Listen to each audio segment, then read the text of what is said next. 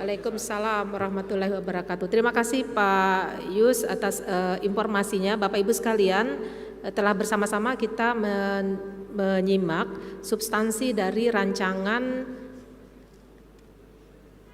kerja pemerintah daerah Provinsi Kalimantan Timur tahun 2024, yang mana RKPD awal ini juga sudah dipaparkan dan disampaikan di hadapan seluruh kepala Bapeda atau Bapelitbangda kabupaten kota, dan tentu kita berharap pada saat Musrenbang kemarin hal-hal yang strategis ini sudah disampaikan, dilaporkan kepada para kepala daerah, dan tentunya hari ini kami tetap memberikan kesempatan kepada Bapak Ibu Kepala Daerah untuk melakukan klarifikasi, melakukan penajaman terhadap isu-isu yang sudah pernah dibahas di dalam Musrenbang, ataupun hal-hal yang mendesak untuk menjadi bagian dari Musrenbang yang akan kita usulkan di Musrenbangdas.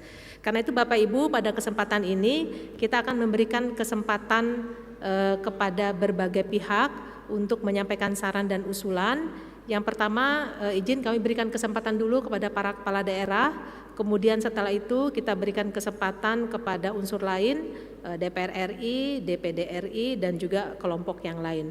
Dari unsur kepala daerah, apakah ada yang akan melakukan konfirmasi? Balikpapan, Kutai Kartanegara,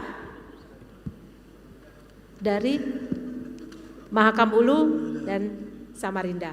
Baik, terima kasih. Balikpapan silakan Pak Sekda. Terima kasih Bu Moderator, Sekda Provinsi Kalimantan Timur dan para narasumber. Izin langsung saja ke Kepala Bapeda Provinsi Kalimantan Timur. Izin mohon maaf, tadinya kami berpikir bahwa rancangan ini bisa berpihak ke kabupaten kota gitu ya. Kalau melihat rancangan APBD Provinsi Kalimantan Timur 19,3 triliun, kemudian yang akan dibagi dalam bentuk BenQ hanya 1,3 triliun, berarti kan 10 kabupaten kota ini kan dapatnya sedikit. Kalau dibagi rata-rata saja misalnya 130 miliar kan kecil sekali gitu loh. Nah, jadi saya agak ragu, mungkin juga sama dengan kabupaten kota yang lain. Kalau misalnya Balikpapan mengajukan usulan 1,2 triliun, apakah kira-kira dapat berapa gitu. Dan saya yakin juga kabupaten kota lain juga akan seperti itu. Nah, mudah-mudahan masih bisa berubah mumpung ada Wakil Ketua DPRD Provinsi Kalimantan Timur yang hadir. Kalau misalnya 19,3, seandainya paling tidak 5 triliunnya itu dibagi ke kabupaten kota untuk BenQ, daripada misalnya dikelola provinsi yang sangat besar 18 triliun tapi jadi silpa, lebih baik diserahkan ke kabupaten kota dan pasti bisa untuk membangun di kabupaten kota yang lain. Saya rasa satu itu saja Bapak Kepala Bapeda Provinsi Kalimantan Timur, nanti kalau detailnya akan disampaikan juga pada saat kami kabupaten kota paparan. Intinya adalah mudah-mudahan formulasi itu masih bisa berubah sehingga bisa menolong percepatan pembangunan yang ada di kabupaten kota di Kalimantan Timur. Terima kasih Bu Moderator. Terima kasih. Yang kedua, Asisten Kutai Kartanegara, silakan.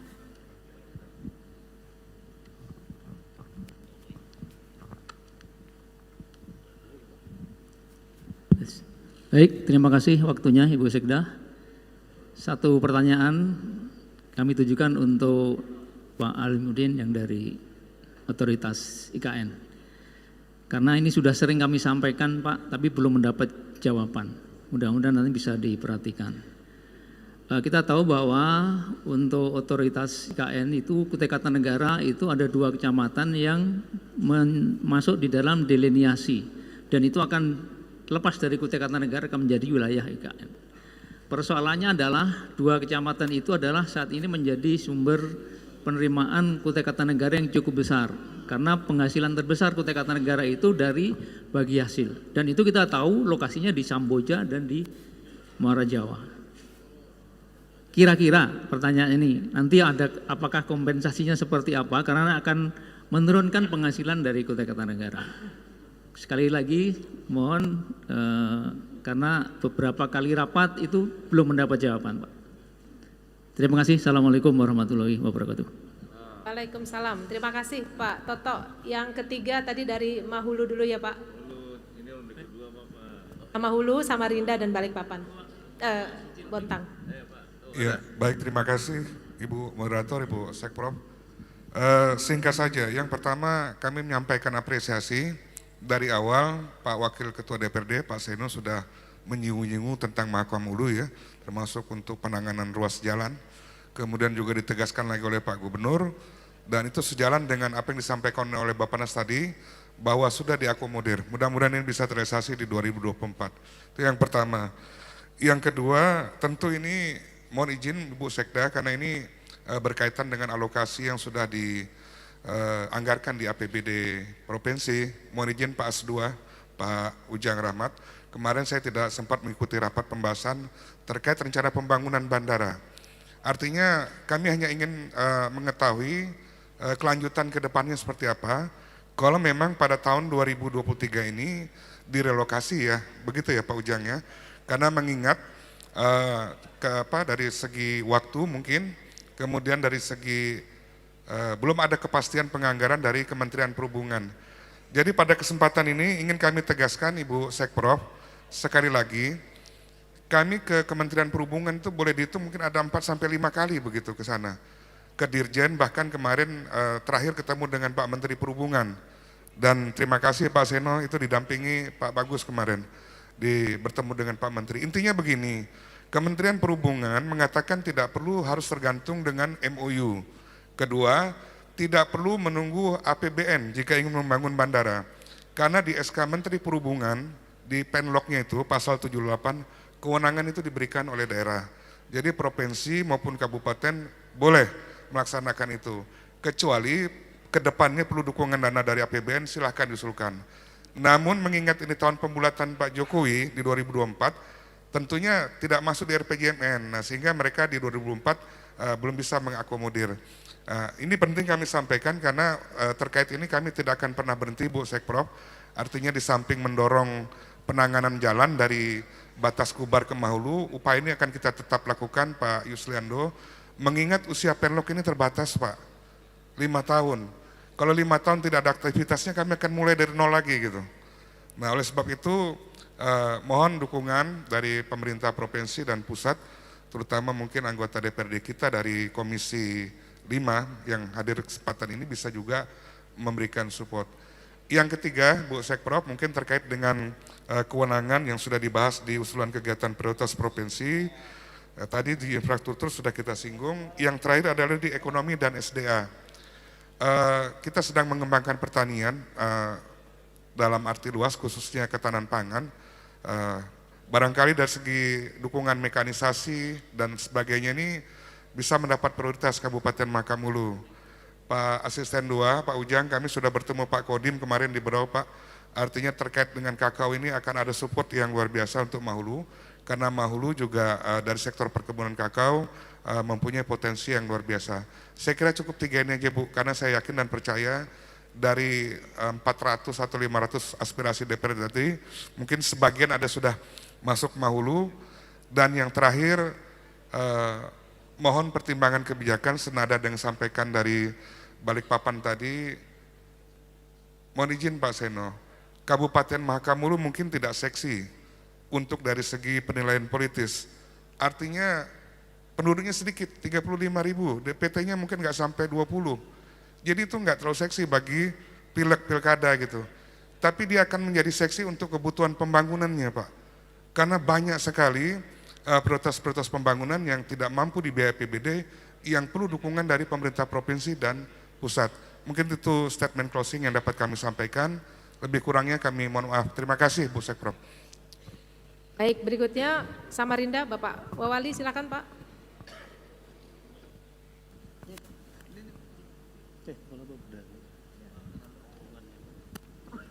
Bismillahirrahmanirrahim. Assalamualaikum warahmatullahi wabarakatuh. Saya Ananta Paturaji, Kepala Bapeda Kota Samarinda. Kami hormati pimpinan rapat dan ibu bapak yang hadir pada hari ini. Kami sedikit menyampaikan tadi yang sudah disampaikan oleh Balikpapan, kami mendukung sekali karena beberapa kali sudah kami sampaikan juga bahwa momen IKN ini kita perlu jadikan momentum. Kemarin kita mohon maaf dari Bapeda Provinsi kita ada silpa sampai dengan 7 triliun. Nah, kenapa ini tidak kita manfaatkan untuk dibagi ke daerah penyangga saja? Umpamanya satu daerah itu 1 triliun. dengan perencanaan yang akan kami buat, RC yang kami buat. Nah, ada beberapa juga terkait dengan bagaimana kita persiapan kita dengan antar daerah. Nah, ini yang mungkin nanti mekanismenya akan kami sampaikan ke provinsi supaya ini bisa dibiayai. Memang intinya ya dana yang harus kita cari di sini. Nah, setelah itu salah satu yang utama di kami ini ada terowongan, ada pengendalian banjir dan lain-lain yang sudah kami masukkan dalam usulan itu memang perlu dibiayai untuk Kota Samarinda. Nah, ini sudah kami juga masukkan baik itu dalam Rakortek maupun usulan-usulan BenQ. Mungkin itu saja. Terima kasih. Assalamualaikum warahmatullahi wabarakatuh. Waalaikumsalam.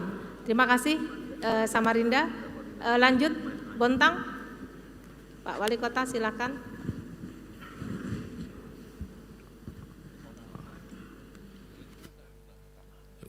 Bu Sekda bisa berdiri atau duduk ini? Berdiri kan laki-laki, Pak. Oh, begitu. Baik. Biar orang pada lihat saya Wali Kotanya Bontang. Assalamualaikum warahmatullahi wabarakatuh. Selamat pagi dan salam sejahtera bagi kita semuanya yang kita hormati dan kita banggakan, Ibu Sekda, sahabat saya Wakil Ketua DPR, Bung Seno Haji, Kepala Otorita, Temokili, Pak Alimuddin, Pak Yusliano Purwopeda, sahabat-sahabat kami semuanya, para kepala daerah, Wakil Ketua DPR, Pak Samsung, hadirin sekalian yang berbahagia. Saya tidak begitu banyak berharap kepada Provinsi Kalimantan Timur karena Bontang sudah punya tradisi setiap tahun BenQ-nya paling terkecil di Kalimantan Timur. Saya bilang sama ketika Kepala Bapeda saya meminta petunjuk untuk mengikuti Musrembang tingkat provinsi, saya bilang gak usah banyak-banyak karena yang dapatnya juga paling kecil-kecil aja. Nah, saya bilang begitu, mudah-mudahan Bu Sekda mendengar jeritan hati saya di bulan puasa ini, tahun berikutnya 2024 akan ditambah-tambah. Saya ingin sampaikan Bu Sekda, tahun ini saya dapat BenQ 58M. Tahun kemarin 22M. Saya nggak tahu nanti tahun 2024 ini apakah sudah tambah-tambah lagi sedikit, karena kelihatannya dari 258 sudah ada 30M tambahan. Mudah-mudahan nanti di 2024 ya naiklah sedikit lagi 30 sedikit. Tapi itu pun saya bersyukur, walaupun paling terkecil di Kalimantan Timur kami kasih. Makanya saya bilang Pak Amir skala prioritas saja. Kalau dia minta 5, ya syukur-syukur dikasih lagi 2 atau 3.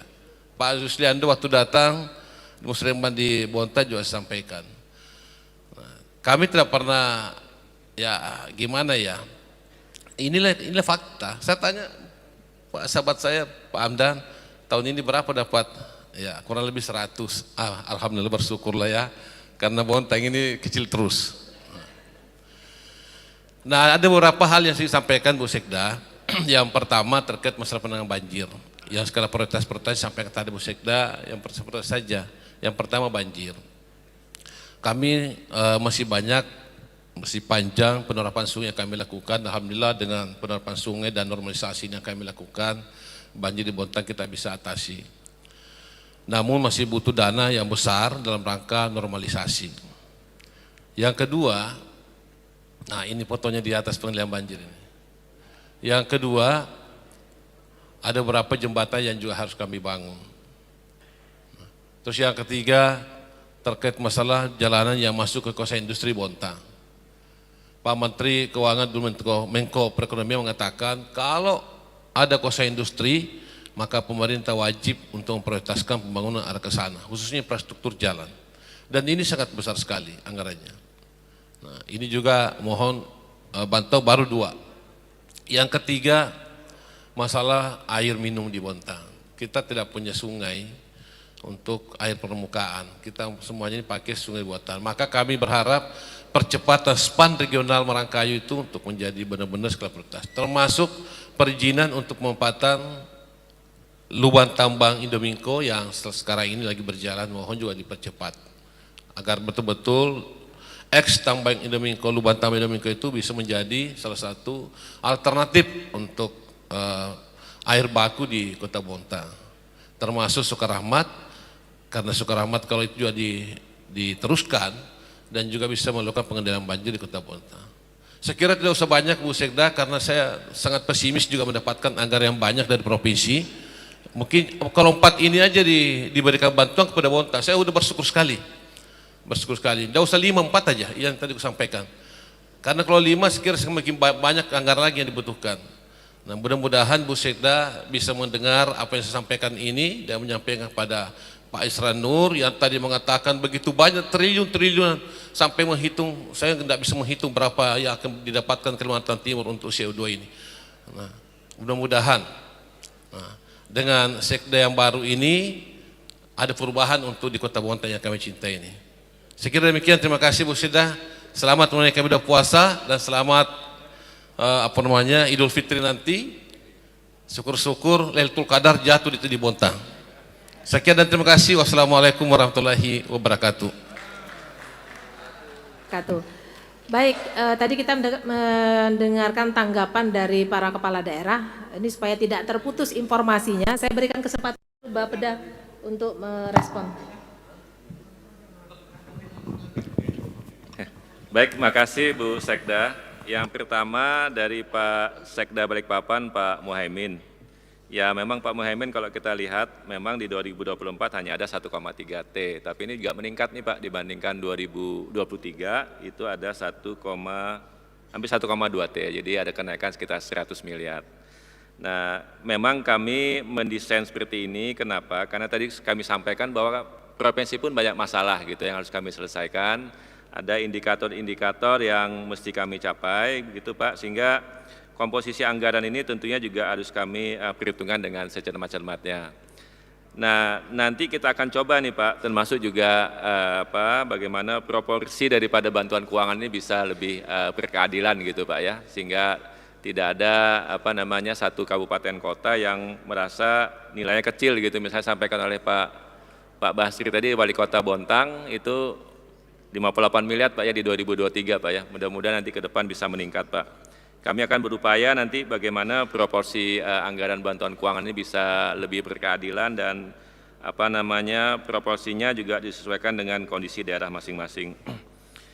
Kemudian yang kedua dari Pak Stefanus, Sekda Mahulu, ya kami sih pengennya cepat aja Pak dibangun bandara itu, cuman rasa-rasanya kalau hanya mengandalkan APBD provinsi maupun juga APBD Kabupaten Mahulu ini kayaknya agak berat juga nih Pak Stefanus, sehingga juga kita tetap juga harus mengandalkan dari APBN. Nah oleh sebab itu ya walaupun sudah ada izin membangun yang menyatakan bahwa cukup daerah saja yang melaksanakan baik itu pendanaan dan pelaksanaannya, saya yakin juga kita masih membutuhkan pendanaan dari APBN, sehingga nanti kita upayakan bersama-sama bagaimana juga APBN ini bisa menopang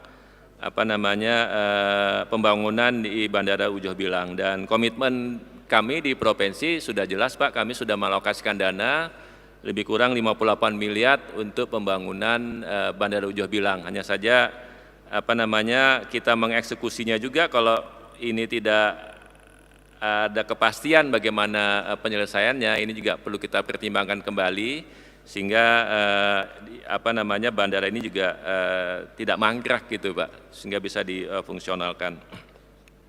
Dan kami juga sependapat Pak bahwa jalan dari Batas Kuban Mahulu ini juga harus segera dipercepat, dan tadi juga sudah disampaikan dari Bappenas bahwa salah satu yang menjadi prioritas pembangunan pusat itu bagaimana jalan perbatasan dari Kutai Barat sampai dengan Mahulu ini bisa segera difungsionalkan gitu ya, dan ini menjadi prioritas kawan-kawan di pusat untuk pembangunan dari Kubar ke Mahulu. Kemudian dari Samarinda tadi saya kurang menangkap nih, maksudnya silpa 6 triliun Pak ya?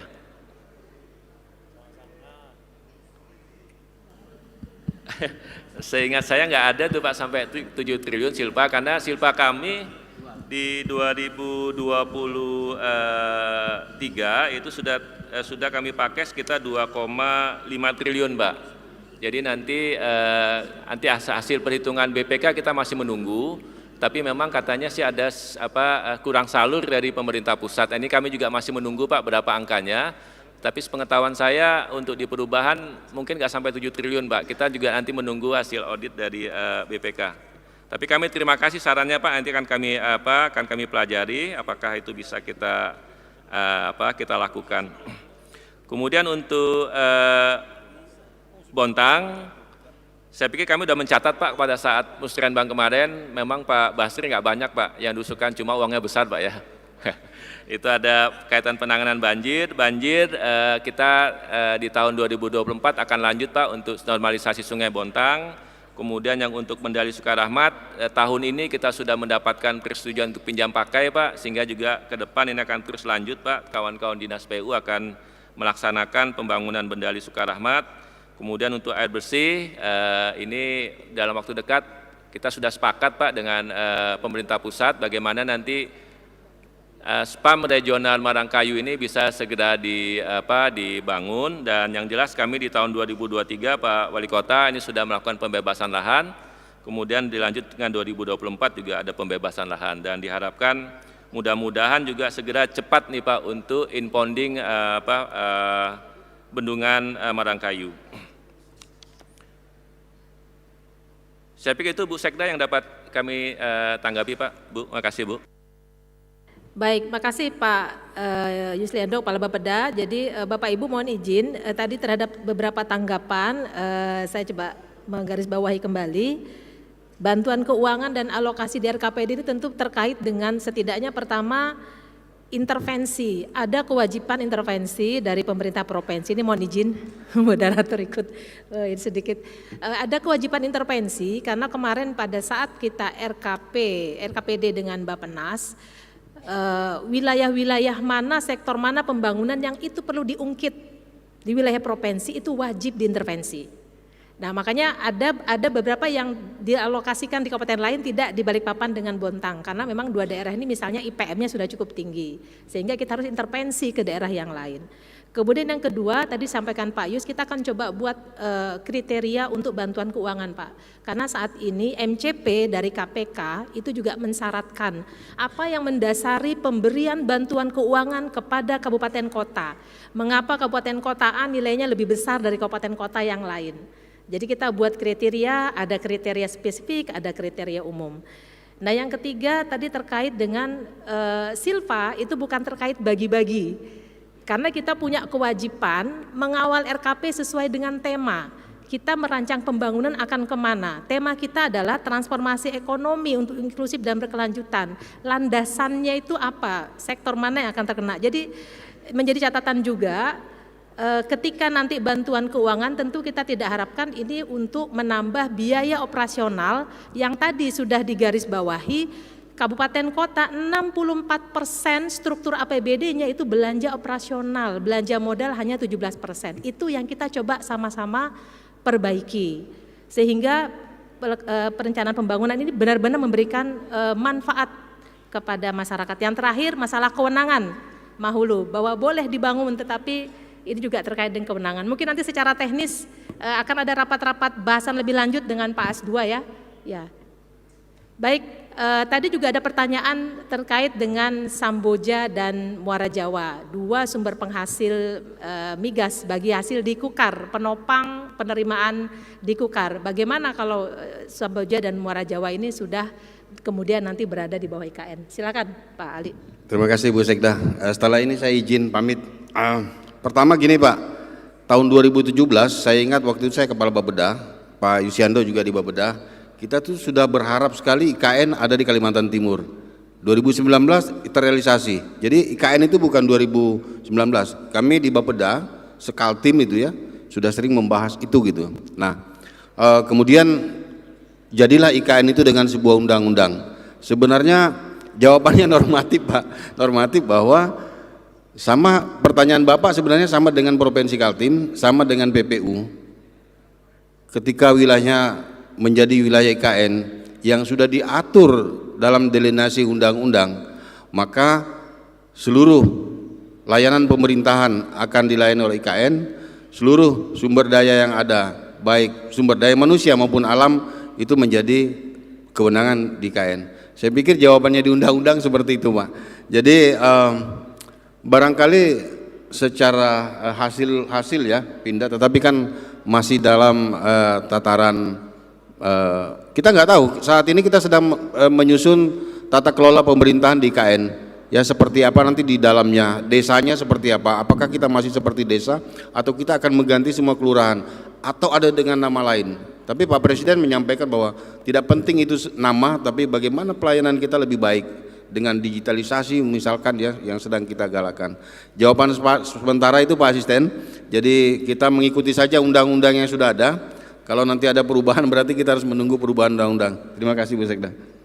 Baik, terima kasih Pak Alimuddin. Setidaknya dari Kukar sudah mengingatkan mesti ada pembagian yang arif ya Pak, karena itu sumbernya dari Kukar. Tidak mungkin Kukar ditinggalkan Pak Toto.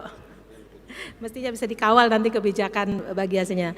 Baik Bapak Ibu sekalian, kita masuk sesi diskusi yang kedua. Ini untuk wakil-wakil kita, iya Pak.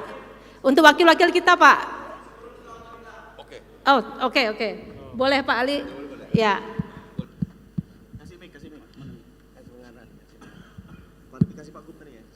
Oh enggak.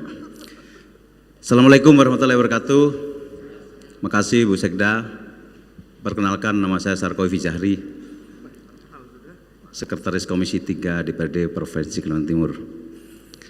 Saya makanya mohon izin tadi Pak Alimuddin, saya mungkin sesudah saya menyampaikan dan Bapak respons baru mungkin tenang.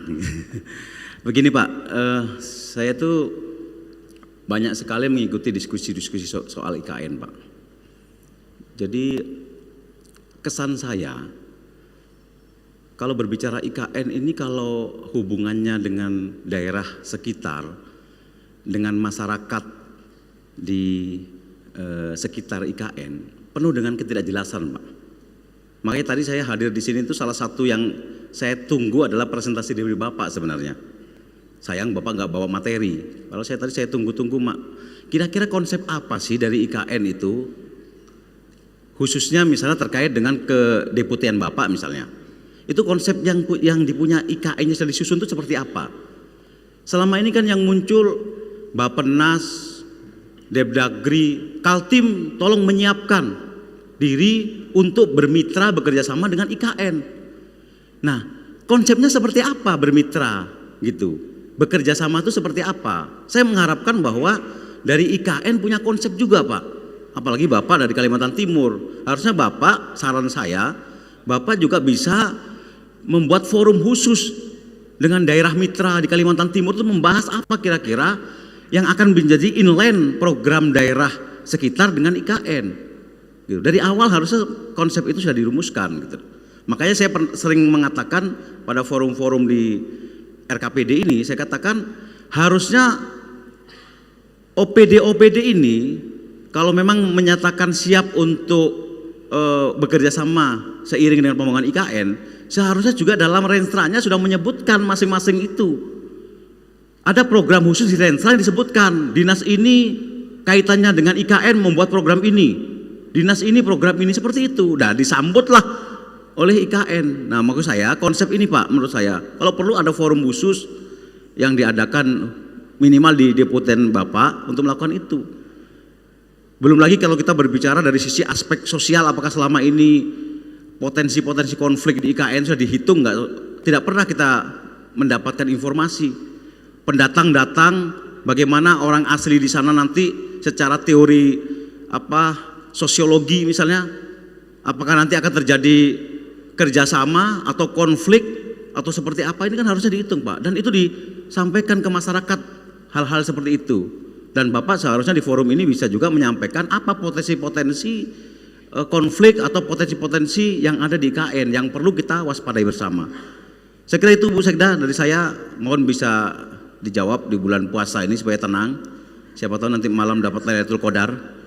Saya kira itu, terima kasih. Wassalamualaikum warahmatullahi wabarakatuh. Silakan Pak Deputi. Terima kasih. Saya senang ada pertanyaan itu. Saya yang sangat setuju yang terakhir yang saya bilang tadi bahwa ayo kita keroyokan untuk IKN. Kalau kita memang mendukung IKN, beberapa program-program yang ada di dinas instansi boleh diarahkan ke sana. Termasuk tadi saya mohon kalau ada pokok-pokok pikiran dalam pemberdayaan masyarakat di wilayah Kutai Kartanegara, PPU, silakan ke sana. Tapi saya mau jawab begini, yang pertama, saya hari ini tanggal berapa? 17, saya 2 bulan 1 hari jadi deputi, tidak sampai 1 bulan saya bersurat ke DPRD dan seluruh kabupaten kota saya mau sowan, tapi belum satu pun yang membalas surat saya kecuali Pasir. Provinsi saya sudah, surat saya sudah, dan saya sudah koordinasi dengan Sekwan yang baru, kita diagendakan setelah Lebaran ini. Karena sudah lama surat saya nggak ditanggapi, beliau juga saya WA, yang teman-teman saya kenal saya WA, beliau juga kaget, kok baru dapat surat. Saya pengen sekali itu. Beberapa hal yang saya selesaikan terkait dengan konflik, saya pikir ada dalam teori konflik, ada laten konflik, ada konflik yang sudah muncul, ada hal yang perlu kita sampaikan, ada yang tidak perlu kita sampaikan, tetapi insya Allah persoalan selesai. Tapi saya tadi juga ngomong sama beliau, saya beberapa malam yang lalu, di salah satu jam 4 pagi di Samarinda untuk menyelesaikan persoalan-persoalan konflik. Tetapi persoalannya bahwa harus terkonsep dengan betul, baik, itu saya setuju. Dan perlu saya sampaikan bahwa dalam rangka waktu tertentu nanti akan ada serah terima dari Kementerian PU dan lain-lain kepada otorita. Dari situlah kami akan mulai memperlihatkan bahwa ini loh program kerja kita dan seterusnya dan seterusnya. Beberapa hal yang lain saya mohon maaf belum bisa masuk ke Kutai Kartanegara. Saya fokus dulu yang ada di lain di situ. Setelah ini saya akan masuk ke Kutai Kartanegara karena itu tidak bisa kita hindari. Jadi sebenarnya konsep itu sudah ada Pak. Tunggu kita akan ketemu setelah Lebaran. Mudah-mudahan Bu Sekwan sudah menjadwalkan dan beliau kemarin sudah telepon saya juga. Saya justru nunggu-nunggu kapan saya mau datang. Bahkan saya mau datang, ayo kirimkan kami sumber daya manusia, saya akan garansi bahwa dia akan masuk dengan jabatan tertentu, seperti itu. Karena saya merupakan representasi dari Kalimantan Timur, kita tidak boleh mengeluh tetapi kita tidak berbuat apa-apa. Saya pikir itu. Jadi saya setuju yang terakhir bahwa tidak cukup dengan IKN. IKN hari ini yang saya bilang tadi, bahwa kita masih dalam konsep sosialisasi dan koordinasi. Tahun depan baru pelaksanaan implementasi pemerintahan daerah khusus ibu kota itu Pak. Dan tentu kita akan kewalahan kalau tidak dibantu dengan mitra-mitra. Saya sampai hari ini saya deputi, kadang saya bawa mobil, saya ngetik sini dan lain-lain. Tapi saya harus berjalan. Saya ingin buktikan bahwa kita bisa untuk membawa Kaltim. Saya ingin mengajak teman-teman untuk menjadi history in the making di dalam IKN ini. Mari kita menjadi bagian catatan sejarah dalam pembangunan ibu kota negara ini. Saya pikir itu yang penting. Tapi yang Pak Jokowi saya setuju itu, dalam waktu dekat saya akan sowan ke DPRD dan saya sudah bersurat juga ke kabupaten kota lain. Kami akan datang ke sana, termasuk saya sebenarnya ingin menyampaikan potensi apa. Saya mohon maaf, saya kemarin diundang oleh Tabalong. Tabalong itu menyiapkan lahan 30.000 hektar untuk pangan. Loh kenapa di Kaltim tidak kita bicarakan hal-hal seperti ini yang disampaikan Pak Ketua tadi di atas itu gitu ya. Di PPU luas, tapi irigasi kita jadi persoalan Pak Bupati ya. Nah itu barangkali saya terima kasih dan itu memang niat saya untuk datang ke DPRD walaupun sudah berlalu surat kemarin, ternyata surat itu salah alamat Pak. Dikirimkan kepada orang yang mungkin sudah tidak di situ, tetapi secara administrasi tidak masuk di sekretariat. Dan Bu Sekwan sudah telepon saya kemarin, melalui Pak Adam juga sudah, dan Pak Seno juga sudah. Saya sangat senang ketika saya ingin merumuskan sebuah rencana kerja, itu berasal dari Bapak sebagai perwakilan rakyat Kalimantan Timur, bukan muncul dari top down gitu, tapi kita ingin bottom up dalam program perencanaan. Terima kasih. Saya mohon izin Bu Sekda, saya harus Zoom meeting dengan Kementerian Pendidikan. Terima kasih Pak Ali. Sedikit saja, tadi apa yang disampaikan Pak Sarkowi ini juga mewakili ya suara hati teman-teman kabupaten kota. Jadi memang harus sering-sering ada komunikasi yang intens antara IKN dengan mitra strategisnya mitra yang ada di mitra strategis di Kaltim. Kalau mitra itu semua provinsi yang ada di Kalimantan. Nah kemarin kita juga di forum sekretaris daerah kita juga sudah sampaikan Bapak Ibu kepala daerah mohon izin kita suratnya yang barangkali formalnya belum ya Pak Yus ya. Kita sudah mesonding sektor unggulan apa atau potensi apa yang akan ditawarkan oleh kabupaten kota yang akan kita kawal untuk IKN. Jadi mengapa Berau harus diintervensi karena wisatanya? Mengapa Samarinda harus diintervensi? Karena punya lahan yang akan berkontribusi untuk sumber pangan, sumber energi, sumber perikanan atau apa saja. Nah ini memang sedang kita petakan juga, tapi saya sepakat dengan Pak Sarkowi tadi, sambil kita memetakan sektor unggulan dan potensi dari masing-masing mitra yang akan disentuh oleh IKN. IKN pasti akan berhitung, akan membangun akses ke kabupaten kota, tapi apa kontribusinya langsung untuk IKN. Nah, satu sisi Pak Ali tentu kita juga berharap konsep dari IKN juga sudah ada, sehingga nanti ketika rancangan pengembangan wilayah sekitar IKN yang diinisiasi oleh Bappenas bersama ADB, akan diinisiasi surveinya tahun ini atau tahun depan, itu sudah bisa inline dengan data yang kita miliki. Ini gambarannya Pak Sarkowi. Terima kasih Pak Alimuddin. Siap. Ya, oke. Baik Bapak Ibu sekalian, di online apakah masih ada dari unsur DPR atau DPD RI? Sambil kita menunggu konfirmasi, mungkin kita beri kesempatan kepada unsur pimpinan maupun anggota DPRD Kaltim sambil menunggu kalau dari DPR ataupun DPD RI yang ada secara online akan memberikan tanggapan. Dari unsur pimpinan atau anggota DPR, kalau tidak ada kita berikan lagi ruang ini dari Forkominda. Forkomindanya sudah diwakili ya. Pak Kasal tadi sudah sampaikan pada saat perarakan bank. Baik, berikutnya kita berikan kesempatan dari unsur tokoh masyarakat atau Bapak Ibu yang akan memberikan masukan. Silakan Ibu yang di belakang satu, Bapak Rahim, akademisi dua, satu Pak Rahim secara online. Baik, silakan Ibu. Selamat pagi Ibu. Forum anak ya, silakan. Iya benar. Izinkan saya mewakili anak Kalimantan Timur membacakan usulan Forum Anak Provinsi Kalimantan Timur dalam Musrenbang Daerah Provinsi Kalimantan Timur tahun 2024. Kami anak Kalimantan Timur menginginkan penambahan jumlah serta peningkatan kualitas sarana dan prasarana ramah anak, terkhusus pada sarana dan prasarana untuk anak penyandang disabilitas di Provinsi Kalimantan Timur. Kedua, kami anak Kalimantan Timur menginginkan pihak terkait, Dinas Sosial, Dinas Kependudukan Pemberdayaan Perempuan dan Perlindungan Anak, serta aparatur penegak hukum untuk melakukan razia dan pendampingan bagi pekerja di bawah umur atau pekerja anak, serta penelusuran dan penindakan tegas terhadap pihak-pihak yang terkait sesuai dengan undang-undang yang berlaku.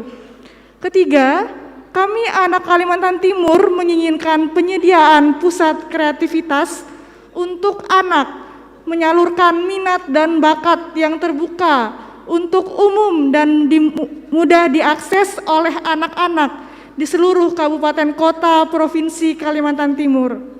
Yang keempat, kami anak Kalimantan Timur menginginkan adanya sosialisasi serta penambahan rumah ibadah yang ramah anak di seluruh kabupaten kota Provinsi Kalimantan Timur. Yang kelima, kami anak Kalimantan Timur menginginkan aparat penegak hukum untuk lebih tegas dalam menindaklanjuti pelanggaran yang terjadi di area bebas asap rokok. Demikian dari saya yang dapat saya sampaikan mewakili anak-anak yang ada di Provinsi Kalimantan Timur. Semoga dapat didiskusikan oleh Bapak dan Ibu dan besar harapan kami dapat terrealisasikan usulan kami. Terima kasih. Terima kasih, kita beri aplaus buat Ananda kita mengingatkan bahwa memang pembangunan yang inklusif itu juga harus ramah anak dan disabilitas. Menjadi catatan kita sekalian, izin Bapak Ibu Kepala Daerah. Yang kedua dari akademisi di baris depan, mikrofon bisa dibantu.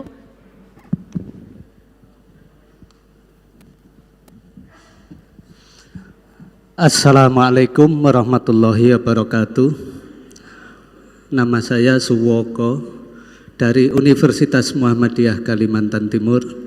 kami ingin berkontribusi juga bahwa untuk pembangunan kesehatan dan pendidikan, Universitas Muhammadiyah Kalimantan Timur baru berumur 5 tahun ini berjalan, gabungan dari Setie Muhammadiyah dan Setikes Muhammadiyah. Kami memberanikan diri untuk meminta izin kepada pemerintah membuka fakultas kedokteran, karena kami tahu bahwa dokter langka di Kalimantan Timur, apalagi spesialis. Kami ingin mendidik dokter dari Kalimantan Timur, anak-anak Kalimantan Timur, sehingga dia ditempatkan di Kalimantan Timur, tidak pulang, tidak lari kemana-mana. Dukungan dari pemerintah kabupaten kota saya kira sangat kami perlukan.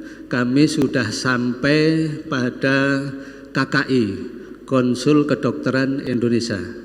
Rekomendasi dari Kementerian Kesehatan sudah kami dapatkan, tinggal 1-2 langkah lagi, dan kami sedang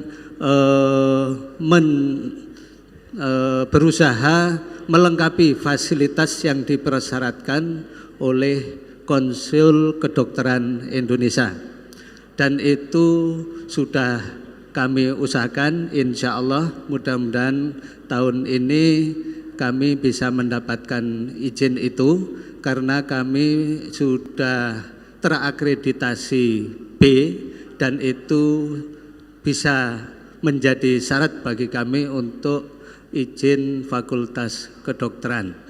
Sekali lagi kami mohon dukungan baik dari pemerintah, tentu Pak Gubernur sangat mendukung, tinggal nanti kami ingin lebih intens berkomunikasi dengan pemerintah provinsi dan kabupaten kota. Tentu kami ingin mendidik para sinias muda agar dokter di Kalimantan Timur, kabupaten kota mendapatkan jatah di Universitas Muhammadiyah Kalimantan Timur. Saya kira ini penting bagi kami dan pemerintah, kita bersinergi dan berkolaborasi agar derajat kesehatan masyarakat kita bisa kita tingkatkan. Saya kira itu, terima kasih. Kami mengusulkan dan memohon nanti agar program-program kami mendapat dukungan dari semuanya. Assalamualaikum warahmatullahi wabarakatuh. Waalaikumsalam. Terima kasih Pak, informasinya menjadi atensi bagi kita ke depan. Tentu berpeluang bagi kabupaten kota untuk melakukan MOU ya, kerjasama, kalau nanti fakultas kedokterannya sudah bisa dibuka. Baik, satu lagi tadi. Sebentar, tadi ada satu. Oh, online sebentar. Bentar ya Bu Ence, tadi online Pak Rahim. Ya. Profesor Rahim silakan. Baik, makasih Bu Sekda dan yang mewakili kementerian termasuk IKN tadi. Yang tempatnya ada satu-satu saja. Terutama dari bawah dulu saya lihat Pak Yus, Bapeda Kaltim. Kalau kita identifikasi masalah sudah tahu kita semua. Ekonomi Kaltim ini sangat konjunktur, bergejolak. Terbuka aja 20 tahun data, sudah kita relatif naik.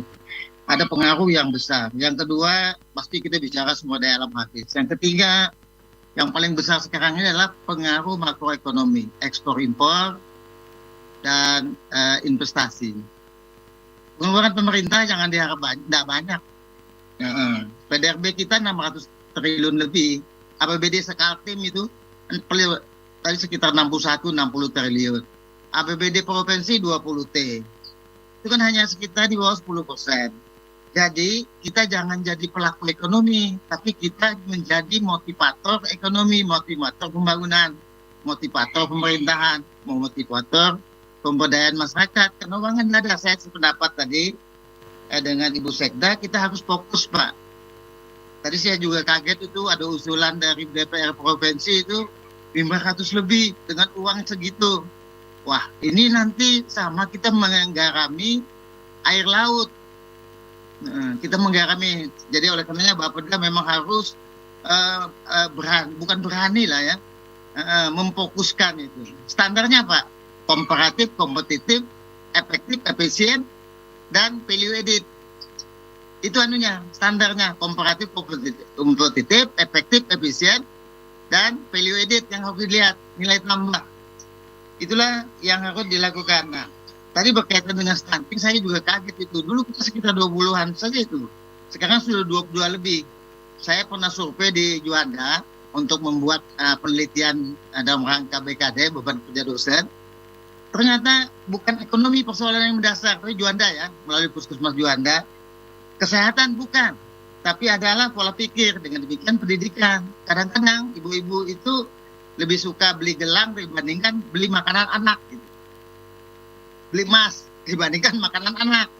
Jadi pola pikir. Nah, oleh karenanya pendidikan vokasi itu penting sih. Kan banyak itu di Widyagama, di Unmul, FKM itu diturunkan untuk merubah mindset orang-orang itu. Bukan ekonominya yang rendah. Saya perhatikan di Juanda ya, penelitian saya Juanda, di Puskesmas Juanda. Bukan, padahal stunting di Juanda juga ada. Ini saya di rumah ini. Bukan kesehatan, tapi adalah pola pikir. Pola pikir berarti pendidikan. Nah ini naik ini. Rawan ini 23. Standar internasional berapa itu? 16 ya? 15. Baik.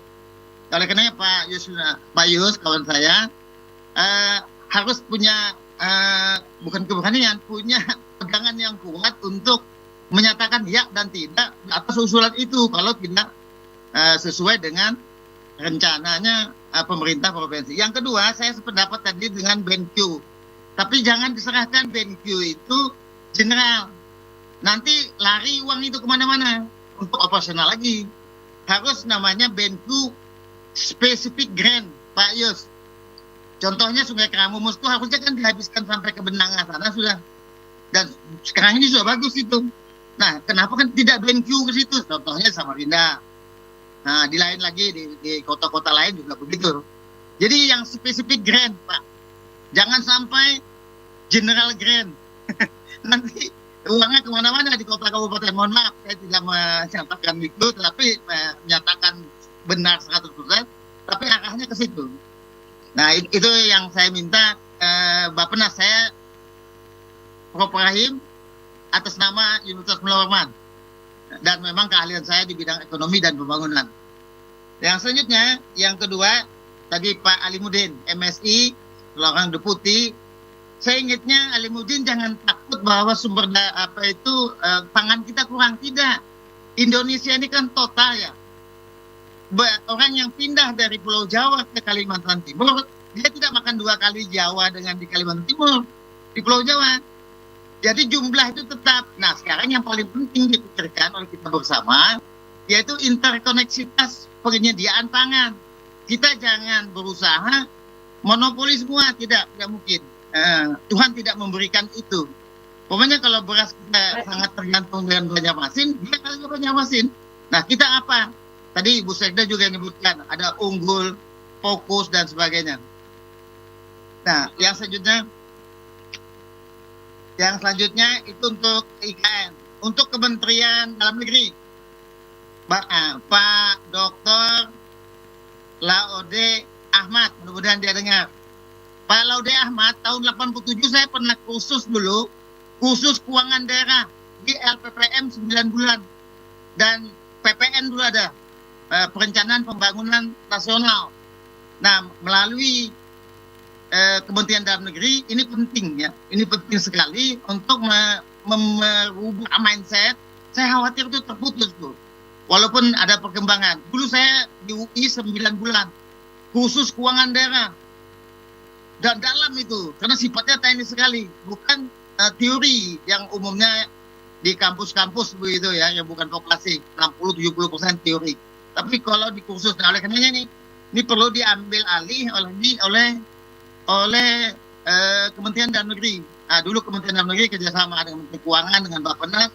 Saya tahun 87 kursus keuangan daerah 9 bulan di LPPM UI. Pada saat itu Sri Mulyani sebagai kepala LPPM. Nah,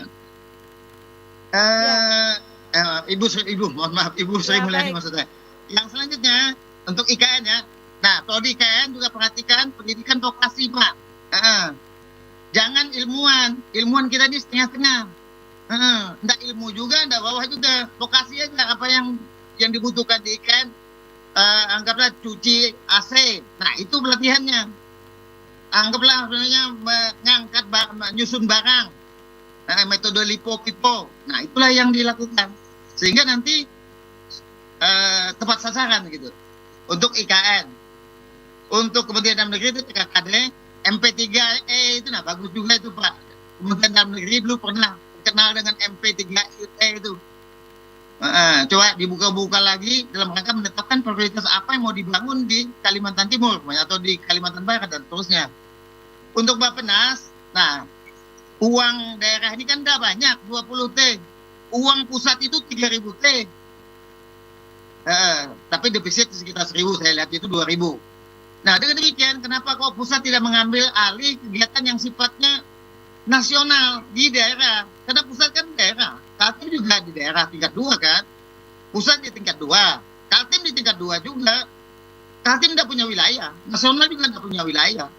Yang ada di tingkat 2. Nah, oleh karenanya, satu contoh ya, proyek-proyek unggulan yang bisa dilakukan dengan uang APBN yang 3.000 T itu, atau 2.000 T yang sumber dalam negeri, selebihnya itu sumber luar negeri, maka bisa dilakukan hilirisasi sawit umpamanya.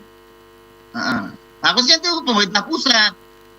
Terus yang selanjutnya dana terpadu untuk pengelolaan 3 danau umpamanya di Kukar. Nggak mampu kalau Kaltim mengerjai itu. Nggak mampu, uangnya nggak ada, tak cukup. Nah, ini perlu proyek pusat yang turun. Nanti ikutannya tetap Kaltim ikut, Kukar ikut mengurusi danau 3 itu. Pokoknya kalau kita mau bangun tadi itu hilirisasi sawit, nah pusat yang utamanya pusat dulu. Karena ini proyek besar, nggak cukup uang Kaltim itu 20 T. Nah, ingat uang Kaltim yang naik dari 12 menjadi 20 T itu adalah berkah dari IKN. Uang itu bukan itu. Yang paling banyak itu sumbernya dari dana transfer, bukan dari PAD. PAD naik juga 1 T, tapi yang banyak itu dari dana transfer. Saya perhatikan itu adalah sumber dari berkahnya adanya IKN. Di situ ada pajak bahan bakar. Baik Prof, terima kasih. Terima kasih Bu. Mohon maaf. Terima kasih kita menangkap masukan-masukannya. Mudah-mudahan. Terima kasih Prof Rahim. Ada beberapa catatan Pak, masukan yang kita notice dari Bapak. Baik, tadi masih ada 2 angkatan tadi, Bu Ani ya, dengan Bu Enci. Nanti terakhir Pak Intoniswan. Ya, Bu Ani silakan. Terima kasih. Terima kasih Bu Moderator, Ibu Sekda. Assalamualaikum warahmatullahi wabarakatuh. Mengingat waktu, mungkin saya langsung saja pada beberapa poin yang ingin saya sampaikan. Yang pertama secara umum bahwa kita semua tadi telah mendengarkan rencana atau program-program pembangunan. Yang kami harapkan adalah semua program-program itu juga melibatkan penyandang disabilitas dan memberi manfaat juga untuk penyandang disabilitas, seperti itu. Entah itu sektor pertanian, entah itu UKM dan sebagainya, tetap semuanya harus melibatkan penyandang disabilitas dan memberi manfaat buat penyandang disabilitas. Kadang-kadang sektor pertanian ini masih belum terlibat ya kita, maupun sektor-sektor seperti perubahan iklim dan sebagainya. Kemudian yang kedua, terkait dengan tema kita tentang SDM, mau tidak mau tentu kita harus memikirkan tentang pendidikan. Nah, dalam hal penyandang disabilitas atau peserta didik penyandang disabilitas, itu kan ada 2 jalur pendidikan, satu jalur pendidikan luar biasa dan pendidikan inklusif. Nah, untuk ini saya berharap semuanya lebih memperhatikan kepada 2 jalur itu, apalagi yang jalur pendidikan inklusif. Nah, di sini kan ada untuk tingkat SD, SLP itu ada di kabupaten kota, karenanya kebetulan di sini hadir para kepala daerah kabupaten kota. Saya juga ingin menitipkan bahwa mohon diperhatikan tentang kualitas dari sekolah inklusif khususnya SD SMP. Kemudian untuk provinsi SLTA dan SLB serta pendidikan kejuruan itu menjadi tanggung jawab provinsi, karenanya saya berharap semacam ada percepatan untuk penyandang disabilitas. Mengapa? Karena sekarang seperti ketentuan dalam Undang-Undang 8 2016 bahwa pemerintah harus merekrut 2% dan swasta 1%, ini sudah mulai bergerak mereka. Tetapi kenyataannya masih sedikit yang memenuhi syarat di bidang pendidikan. Contoh misalnya kemarin ada sebuah perusahaan mencari tenaga kerja penyandang disabilitas yang ahli di bidang akuntansi misalnya. Itu belum ada. Jadi saya berharap untuk sekolah-sekolah inklusif bisa lebih banyak lagi menerima anak didik, peserta didik penyandang disabilitas dan juga dilengkapi dengan fasilitas-fasilitas yang diperlukan, baik itu guru maupun fasilitas lainnya. Kemudian terkait tadi dengan lapangan kerja yang mulai terbuka, di sini juga saya berharap Dinas Tenaga Kerja itu juga mulai bersiap-siap untuk bagaimana memberikan bekal kepada angkatan kerja penyandang disabilitas di sisi keterampilan. Sebenarnya sudah diharuskan untuk membuka unit layanan disabilitas. Nah, saya kira ini tinggal direalisasikan saja. Jadi nanti akan klop berapa tenaga kerja yang mampu dan lapangan kerja yang terbuka, seperti itu. Kemudian pembangunan infrastruktur yang ini sangat penting juga. Ini juga sudah mulai dirasakan, tetapi belum mengacu kepada Peraturan Menteri PUPR nomor 14/2017 ya, sebenarnya sudah mengatur itu, tetapi mungkin itu perlu sosialisasi ya, karena ada seorang camat misalnya ke kantor PPDI menanyakan bagaimana jalan-jalan yang sesuai yang seharusnya. Nah, alangkah baiknya dari Dinas PUPR itu melakukan sosialisasi atau apa kepada seluruh kabupaten kota sampai kecamatan. Jadi memahami betul bagaimana membuat atau membangun tempat yang akses dan ramah buat penyandang disabilitas. Seperti itu. Terakhir tentang IKN, tapi sayang Pak Alimuddin sudah beranjak. Sebetulnya kami ingin memastikan, mungkin selaras ya dengan apa yang tadi disampaikan oleh yang terhormat Bapak anggota DPRD, Pak Sarkowi, konsepnya apakah dari perencanaan IKN ini sudah pasti akses buat penyandang disabilitas, seperti itu. Dari mulai pembangunannya dan apakah sudah melibatkan penyandang disabilitas dalam perencanaannya. Ini bukan tanpa dasar ya, karena Undang-Undang 8 2016 juga memerintahkan setiap perencanaan itu melibatkan penyandang disabilitas.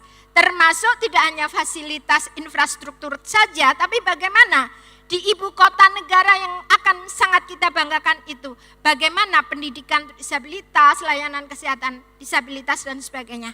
Ini secara inti kami sampaikan di sini karena terbatas waktu, tapi secara lebih luas lagi kami sudah ajukan draft usulan peraturan daerah tentang peraturan gubernur tentang rencana aksi daerah penyandang disabilitas, mudah-mudahan segera bisa diterima.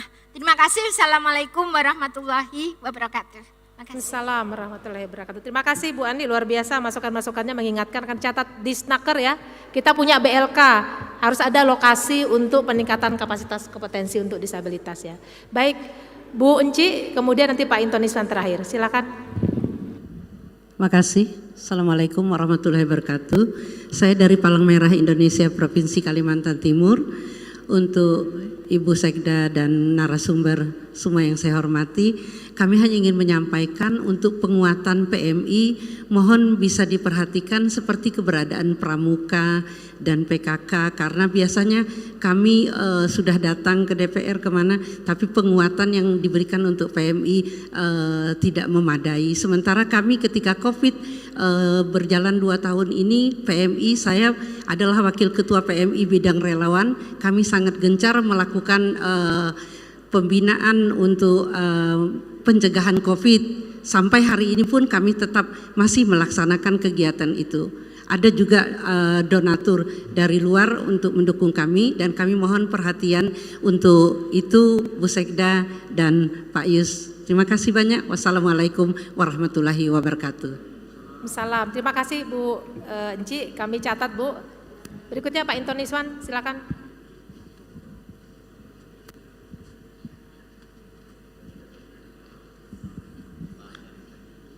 Assalamualaikum warahmatullahi wabarakatuh. Nama saya Intoniswan, Pak, dari media online Niaga.Asia. Terima kasih Ibu Sekda sudah memberi kesempatan. Pertama-tama saya mendukung sekali BanQ model baru yang dikembangkan Pemprov, BanQ untuk paskes kesehatan. Nah, karena di kabupaten kota itu problemnya puskesmas ini tidak bikin sehat, belum masuk kita tambah sakit. Halamannya, paritnya, tempat limbahnya, dan itu mahal dan saya rasa patut didukung dengan BanQ fasilitas kesehatan. Kemudian Ibu, saya mendukung juga itu BanQ untuk infrastruktur itu dirapikan oleh Pemprov. BanQ infrastruktur itu lucu karena jalan 75 meter di semen pakai BanQ. Aku bilang 75 meter nanti nyambung lagi 75 meter. Dari mana dananya? BanQ. Kenapa sedikit? Potongannya banyak. Kalau BanQ itu saya sudah hitung. Kalau Bapak ngasih BanQ 100M, yang dirasakan masyarakat cuma 45M. 65 terbang ke laut. Nah. Yang kedua, yang perlu diperhatikan lagi Bu, ekonomi kita. PDRB terbaru, statistik umum 921T PDRB terbaru. Luar biasa kenaikannya dibanding 2021, naik 270T. Cuman yang mengkhawatirkan saya adalah itu sekitar 55T itu sumbangan batu bara sama industri pengolahan migas. Kalau harga itu batu bara itu anjlok 50%, berarti sumbangan PDRB batu bara itu anjlok juga. Dari 550T uang yang beredar di batu bara itu, yang masuk kas provinsi cuma 4, sekian T. Kemudian dari migasnya tidak sampai 1T. Nah, mungkin kalau ini amblas ya, batu bara ini amblas harganya, kemudian India juga sudah EBT-nya juga jalan, kita bisa kolap kita. Karena kehilangan uang beredar 550T itu rasanya bisa tiarap kita. Nah, mungkin sedangkan sumbangan 16 lapangan usaha lainnya cuma 471 gitu. Jadi kita perlu mendongkrak lagi seperti di LKPJ Pak Gubernur, industri hilir non migas dan non batubara. Terima kasih itu Ibu. Assalamualaikum warahmatullahi wabarakatuh. Salam warahmatullahi wabarakatuh. Terima kasih Pak Intoniswan, masukan catatannya tentang BanQ tadi. Akan ada kriteria dan arah ya, klasifikasi untuk BanQ. Puskesmas ini terkait dengan peningkatan akreditasi puskesmas tingkat madya atau paripurna. Ini juga untuk mendukung penanganan stunting, termasuk nanti penguatan klinik posyandu. Infrastruktur, nah itulah yang diharapkan Pak Gubernur demikian. Mengapa pembangunan itu harus terlihat, harus dirasakan dampaknya, tidak kecil-kecil tapi tidak banyak yang mendapatkan manfaat secara langsung. Nah terkait PDRB, Pak Intoniswan, Bapak Ibu sekalian, mengapa pada saat ini RKPD ini kita mengambil tema transformasi ekonomi? Pasti kita perlu waktu lama, mungkin perlu waktu bisa satu generasi untuk betul-betul bertransformasi ekonomi, tapi dari sekarang kita mulai letakkan itu, bahwa perencanaan kita itu benar-benar mengarah pada upaya untuk melakukan transformasi ekonomi ketika kita punya pendapatan yang memadai dari sektor migas dan batu bara. Kurang lebih begitu. Pak Yus mau ada yang tambahkan sebelum kita mengakhiri ini? Baik Bu Sekda, terima kasih. Yang pertama untuk Pak Rahim, mungkin nanti saya secara khusus menemui Bapak untuk bagaimana saran-saran Bapak tadi tentunya bisa kami tindak lanjuti. Kemudian yang kedua untuk PMI, saya pikir sependapat Bu, nanti akan kita coba lihat, mudah-mudahan kita bisa meningkatkan bantuan ke PMI, karena PMI saya yakin juga perannya terhadap bagaimana menunjang program pembangunan di daerah ini cukup strategis gitu Bu. Kemudian yang ketiga untuk Pak Into Wiswa. Saya sependapat Pak, memang kita ada gap fasilitas kesehatan antar puskesmas. Sehingga ada yang namanya status puskesmas Pratama, Madya, kemudian Paripurna. Tetapi yang Madya dan Paripurna ini sangat sedikit dibandingkan yang Pratama. Sehingga harus ada upaya-upaya pemerintah provinsi bagaimana meningkatkan status atau akreditasi puskesmas ini sehingga juga bisa meningkat statusnya, mudah-mudahan paling tidak ke Madya Pak, sehingga juga pelayanan ke masyarakat juga bisa meningkat. Saya sependapat itu Pak.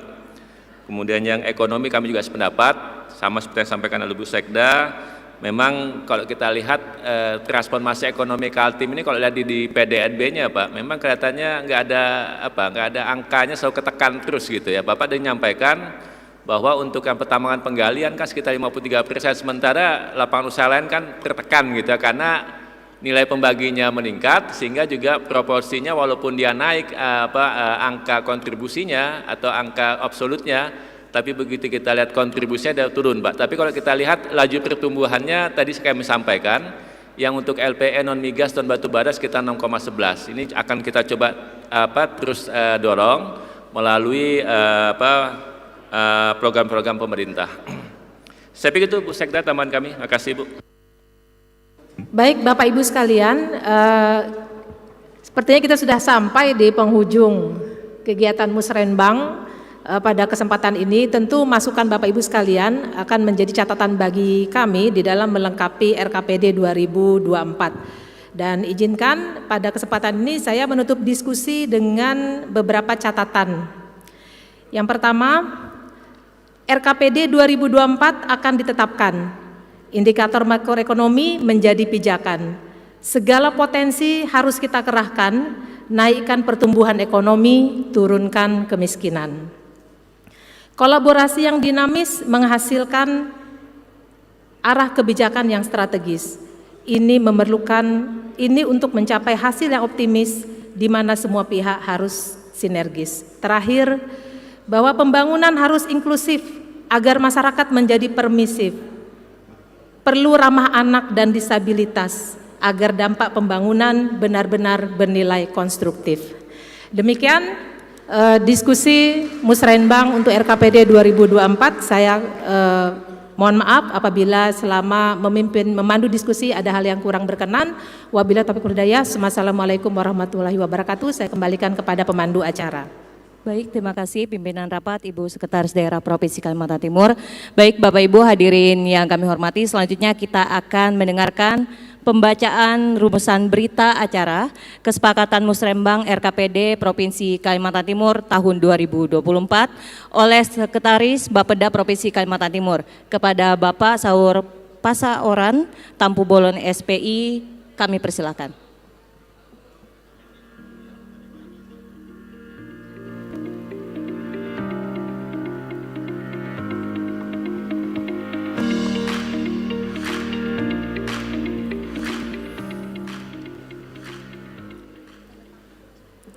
Berita acara hasil kesepakatan musyawarah perencanaan pembangunan dalam rangka penyusunan rencana kerja pemerintah daerah RKPD Provinsi Kalimantan Timur tahun 2024. Pada hari ini, Senin tanggal 17 bulan April tahun 2023 bertempat di Pendopo Odah Etam telah diselenggarakan musyawarah perencanaan pembangunan Musrenbang RKPD Provinsi Kalimantan Timur tahun 2024 yang dihadiri oleh para pemangku kepentingan sebagaimana tercantum pada daftar hadir peserta dalam lampiran 1 berita acara ini. Setelah mendengar, memperhatikan dan mempertimbangkan: 1.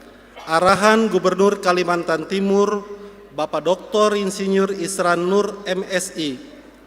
2. Penyampaian Ketua Dewan Perwakilan Rakyat Daerah DPRD Provinsi Kalimantan Timur yang diwakili oleh Wakil Ketua DPRD Provinsi Kalimantan Timur Bapak Insinyur Haji Seno Aji MSI tentang pokok-pokok pikiran DPRD Provinsi Kalimantan Timur tahun 2024. Ketiga, penyampaian materi Menteri Perencanaan Pembangunan Nasional atau Bappenas RI yang diwakili oleh Deputi Bidang Pengembangan Regional Bapak Dr. Insinyur Himawan Haryoga Joyo Kusumo MSc dengan tema sinkronisasi prioritas dan kebijakan pembangunan antara pemerintah pusat dan daerah di tahun 2024. Keempat, penyampaian materi Menteri Dalam Negeri Republik Indonesia yang diwakili oleh staf ahli Menteri Dalam Negeri bidang ekonomi dan pembangunan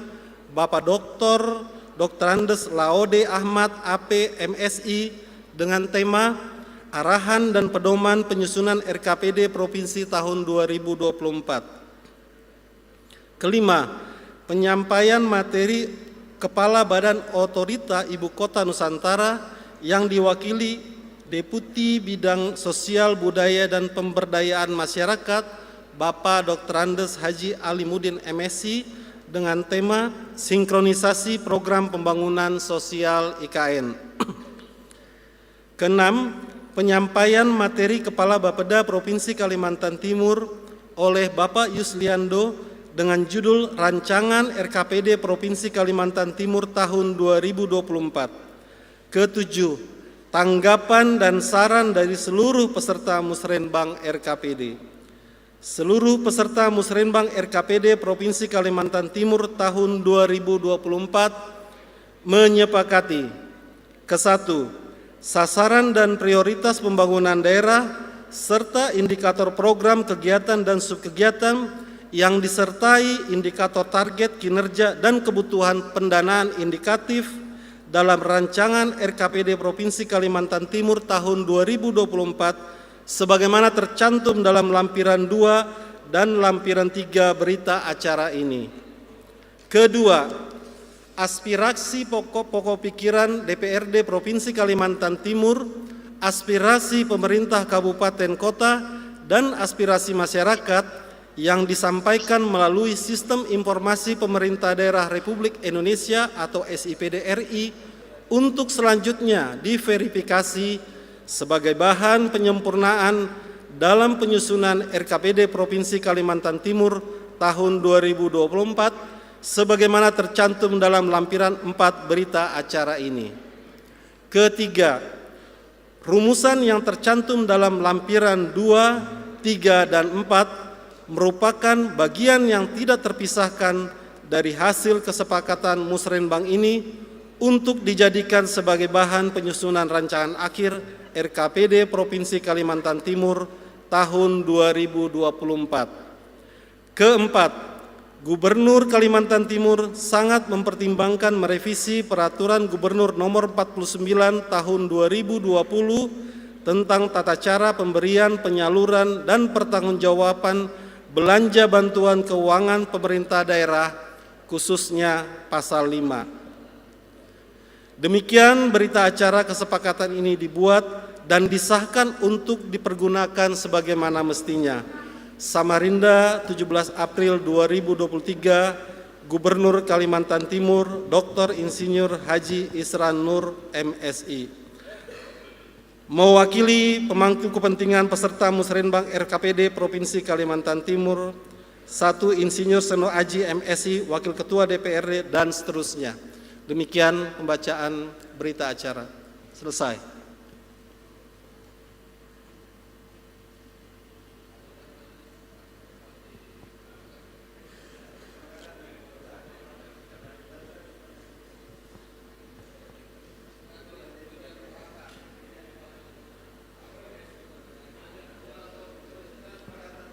Baik, Bapak Ibu hadirin yang kami hormati, selanjutnya kita akan menyaksikan penandatanganan berita acara hasil kesepakatan musyawarah perencanaan pembangunan dalam rangka penyusunan rencana kerja pemerintah daerah RKPD Provinsi Kalimantan Timur tahun 2024. Dan selanjutnya kami mohon dengan hormat untuk dapat menuju ke meja penandatanganan Wakil Gubernur Kalimantan Timur, Wakil Ketua DPRD Provinsi Kalimantan Timur, Sekretaris Daerah Provinsi Kalimantan Timur, dan Kepala Bapeda Provinsi Kalimantan Timur.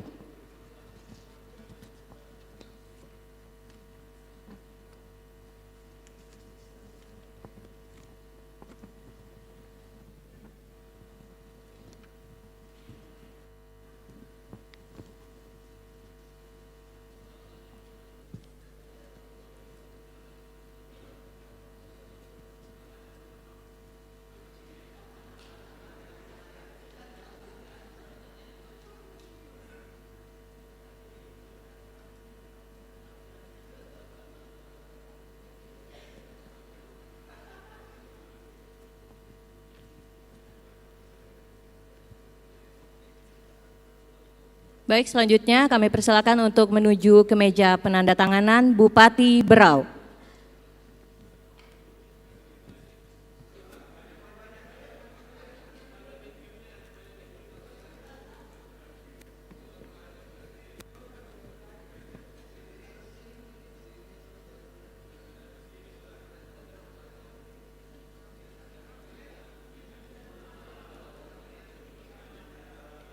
Selanjutnya Wali Kota Bontang.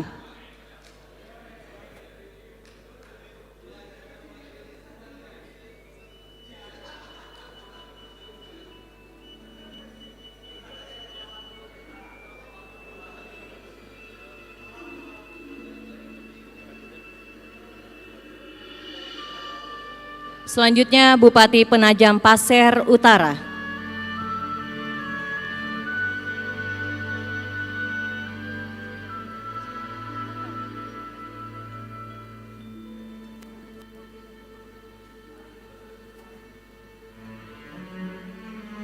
Selanjutnya Wakil Wali Kota Samarinda.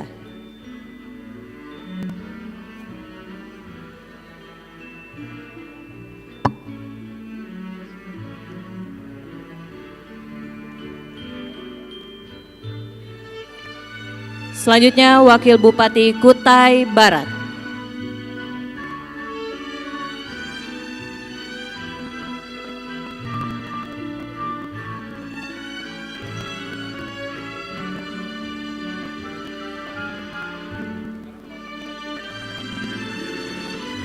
Baik, selanjutnya Sekretaris Daerah Kota Balikpapan.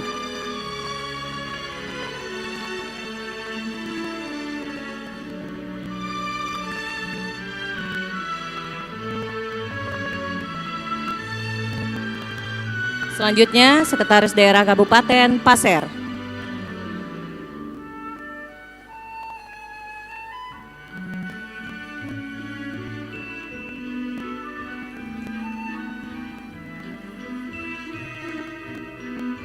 Selanjutnya Sekretaris Daerah Kabupaten Mahakam Mulu.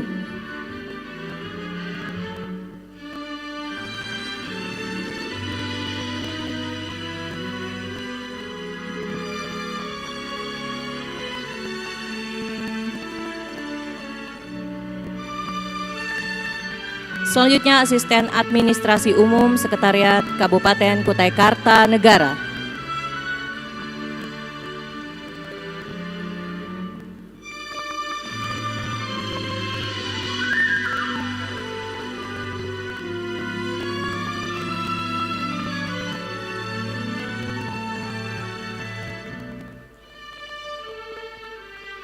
Selanjutnya Kepala Bapeda Kabupaten Kutai Timur.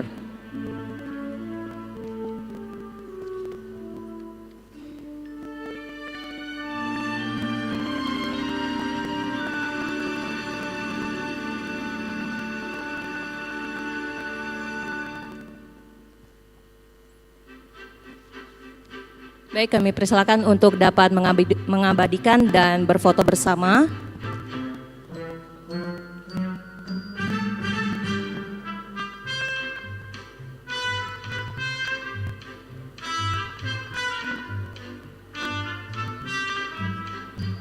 Baik, selanjutnya nanti agar bersiap-siap tokoh masyarakat dan juga tokoh adat, kami akan panggil juga satu persatu untuk penandatanganan.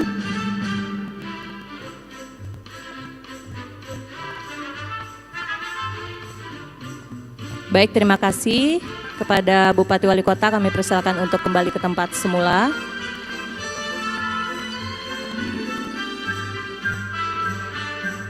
Baik.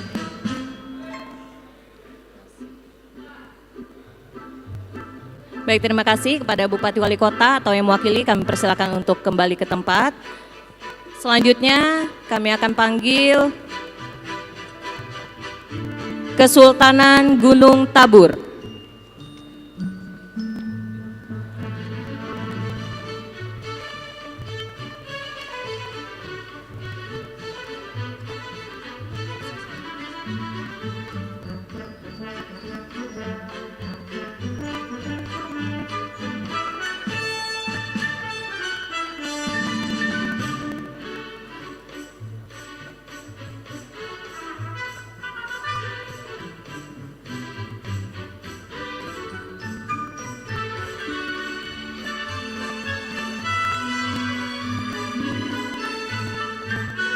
Selanjutnya Wakil Rektor 2 UMKT.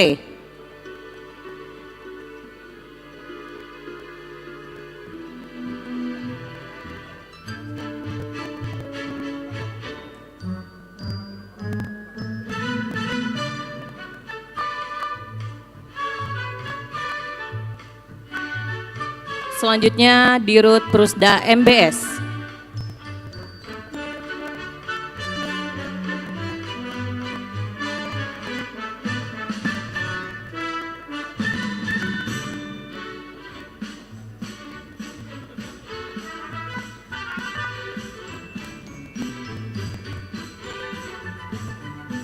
Selanjutnya Ketua TGUP 3 Kalimantan Timur.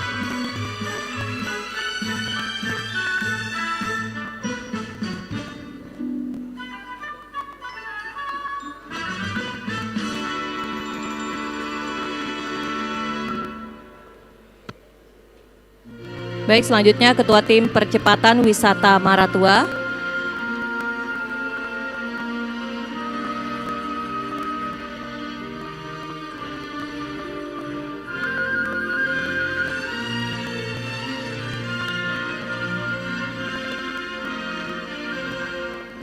Selanjutnya Ketua Persatuan Penyandang Disabilitas Indonesia Kalimantan Timur.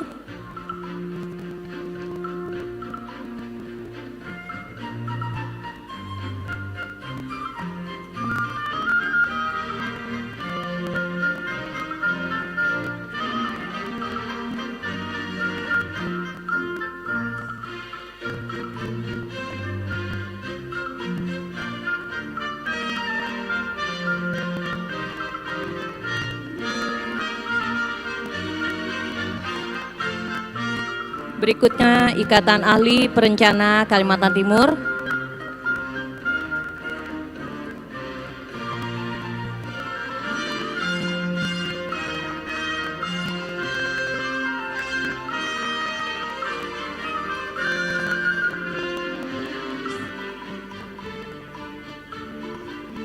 Dan yang terakhir GGGI Kalimantan Timur.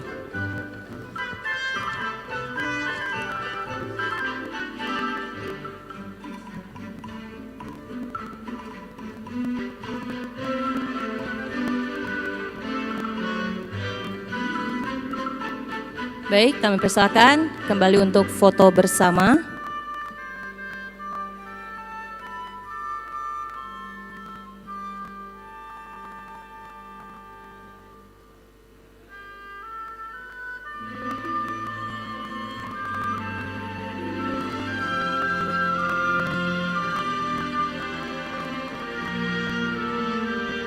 Baik, terima kasih, penandatanganan selesai dan kami persilakan untuk kembali ke tempat semula. Dilanjutkan dengan sambutan Wakil Gubernur Kalimantan Timur kepada Bapak Haji Hadi Mulyadi, SSI MSI. Dengan hormat kami persilahkan.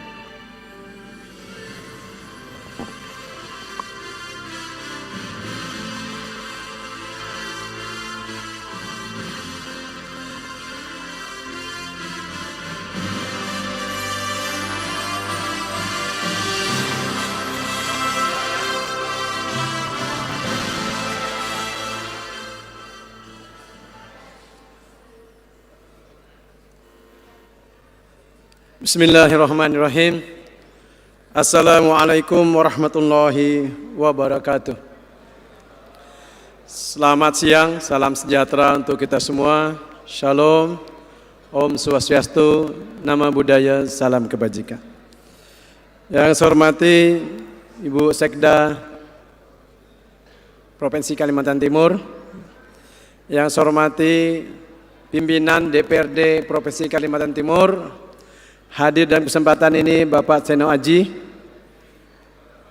calon anggota DPRD berikutnya, dan Pak Samsun, kita doakan terpilih lagi. Pak Sigit juga kita doakan terpilih lagi, tapi jangan banyak-banyak, bagi-bagi sama saya. Oh, DPRD ini kah? Oh, kalau itu siap. Pak Udin. Beserta anggota DPRD yang lain, Pak Zarkowi, ada lagi? Pak Sigit, bukan. Pak Agil, ya. Ketemu di... Yang saya hormati para bupati yang luar biasa, hadir wakil wali kota Samarinda, tercatat sebagai kota dengan BANQIU terbesar di Kalimantan Timur.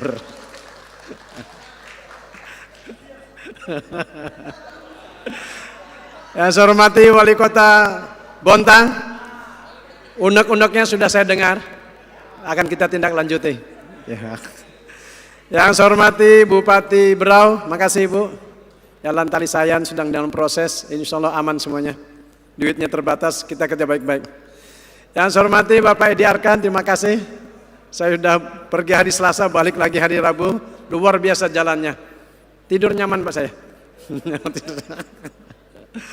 Pak Toto yang mewakili Bupati Kutai Kartanegara, yang mewakili Bupati Mahakam Hulu, yang mewakili mana Pak tadi? Kabupaten Pasir, Bupati Pasir, yang mewakili mana Pak Muhaimin tadi? Yang mewakili Wali Kota Balikpapan, Bapak Asisten 1, Asisten 2, Asisten 3, Pak Rashid dan Nanang yang setia hadir dalam kesempatan ini. Ini luar biasa, tepuk tangan buat beliau. Dan yang saya hormati Ketua TGUP 3 Pak Profesor Adi Bukhari, Pak Suwoko dari Universitas Muhammadiyah Kalimantan Timur, Bu Mei, selamat ulang tahun Bu Mei, bulan depan.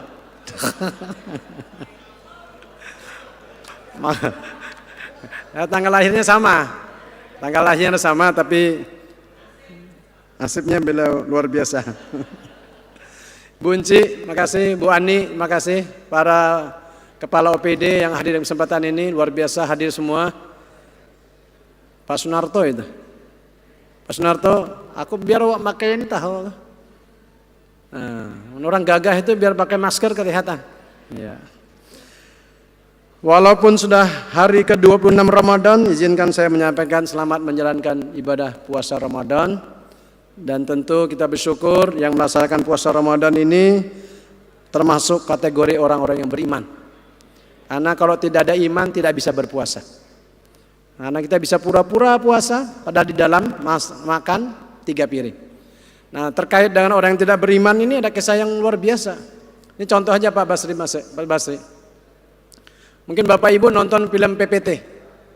Bu dari BKW, makasih Bu. Nonton film PPT, kiamat semakin dekat. Nah, ada siapa namanya anak pang itu? King. Siapa yang jawab tadi? Naksir seorang anak apa? Isyana. Wah, Satpol PP lebih tahu. Peristiwa seperti itu sebenarnya sudah sering terjadi. Dulu di zaman Fir'aun. Fir'aun itu dilaknat Allah, tapi istrinya masuk surga. Asiyah itu bahkan bukan sekedar masuk surga, tapi kata Rasulullah menjadi satu di antara 4 wanita utama di surga. Apa maksudnya? Suaminya Fir'aun, istrinya masuk surga. Jadi ibu-ibu jangan khawatir kalau suaminya beleng-beleng, Insya Allah tidak sejelek Fir'aun, masih punya kesempatan masuk surga. Ya. Nah masalahnya kalau suami yang beleng-beleng ini menikah dengan istri yang solehah jadi masalah. Kalau soal puasa, soal sholat bisa pura-pura, zakat, tapi begitu puasa masalah. Hari pertama puasa itulah hari yang paling tersiksa bagi orang yang tidak beriman, menikah dengan wanita muslimah. Begini Pak Samsun, begitu jam 8, biasa jam 7 sarapan pagi di Muara.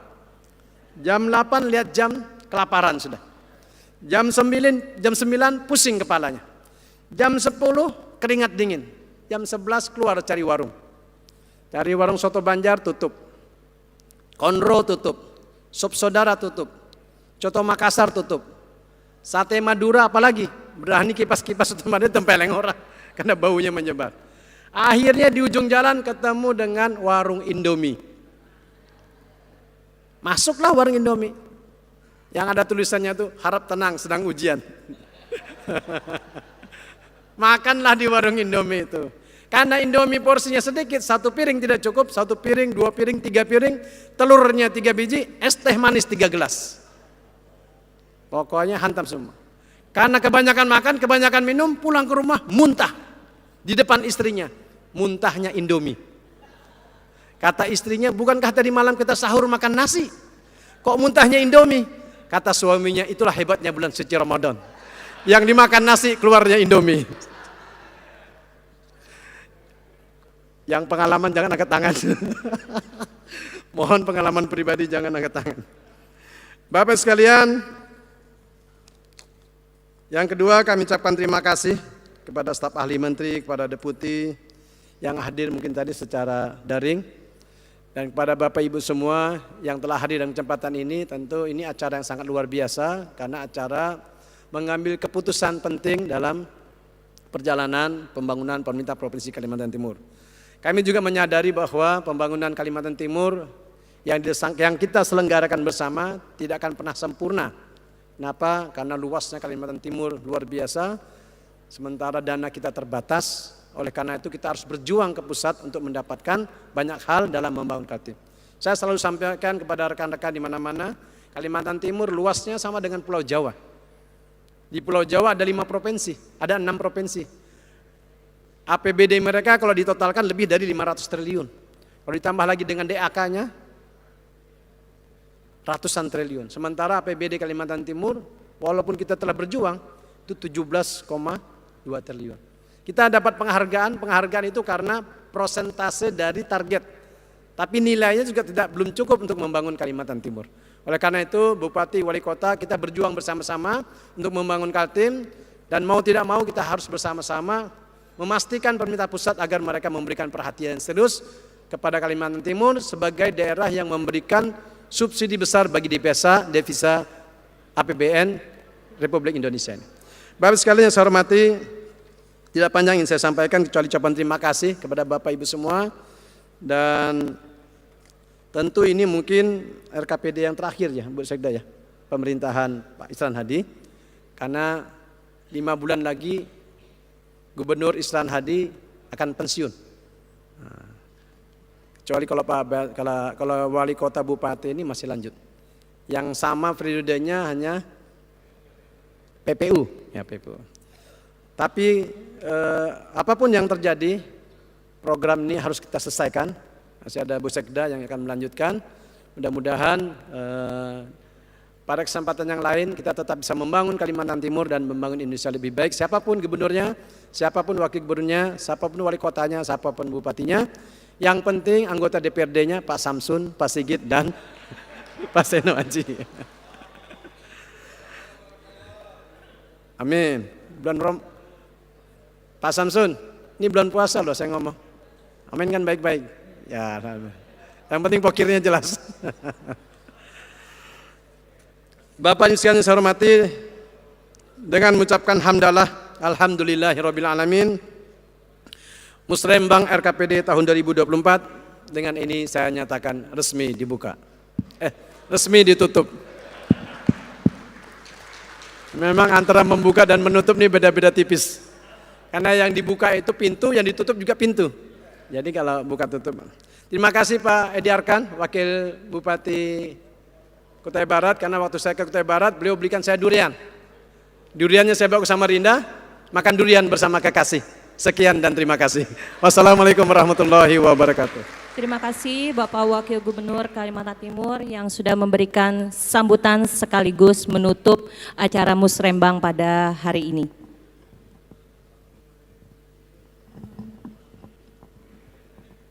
Baik, Bapak Ibu hadirin yang kami hormati, dengan demikian seluruh rangkaian acara Musrembang RKPD Provinsi Kalimantan Timur tahun 2024 telah selesai kita ikuti bersama.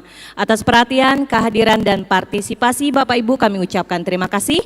Selamat siang, wassalamualaikum warahmatullahi wabarakatuh.